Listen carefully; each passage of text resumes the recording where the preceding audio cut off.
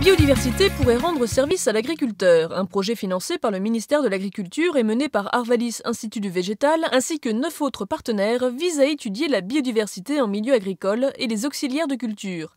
Il s'intéresse plus particulièrement aux entomophages, ces espèces qui vont consommer les insectes ravageurs. Actuellement, on a un projet en cours depuis 2009 qui se finit en fin d'année, qui nous permet de suivre les carabes et les cirfes en grande culture. Donc les carabes sont des consommateurs de limaces, plutôt des consommateurs d'œufs de limaces. Et les cirfes, à l'état de larves, vont consommer des pucerons et à l'état adulte, ils sont pollinisateurs. Outre le recensement des populations, les recherches portent également sur le service que ces espèces peuvent rendre à l'agriculteur. On met en place des expérimentations dans lesquelles on essaie d'évaluer si ce sont plutôt les carabes qui vont rendre un service à l'agriculteur, plutôt les cirfes.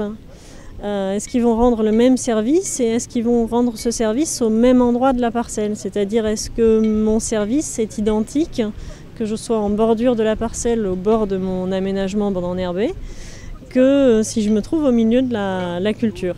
Arvalis Institut du Végétal a également passé une convention de partenariat avec l'Office national de la chasse et de la faune sauvage et la Fédération nationale des chasseurs.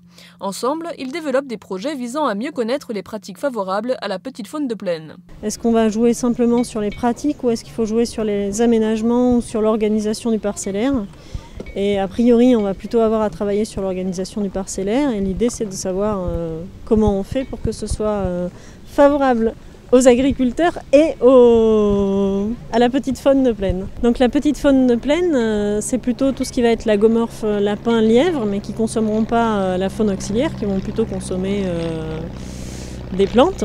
Et puis tout ce qui est à plumes, donc perdrix, alouettes, faisans. Et à terme, justement, il faudrait être capable d'optimiser l'ensemble, en fait. Que ce qu'on fait pour les auxiliaires puisse également servir à favoriser la petite faune de plaine, d'autant plus que ces auxiliaires-là peuvent représenter de la nourriture pour les espèces de gibier de plaine. Enfin, Arvalis Institut du Végétal a développé un partenariat avec l'ITSAP, l'Institut technique et scientifique de l'apiculture et de la pollinisation, ainsi qu'avec l'ACTA, le réseau des instituts des filières animales et végétales. On travaille par exemple à la création de systèmes de culture innovants qui prendraient en compte tout ce qui est production de miel et puis aussi prise en compte des besoins en termes de ressources trophiques des abeilles.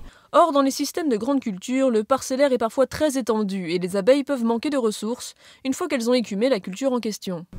Donc on travaille à la mise en œuvre de pratiques favorables aux abeilles et puis d'organisation du parcellaire qui pourrait leur être favorable et leur permettre de mieux vivre dans des systèmes de grande culture.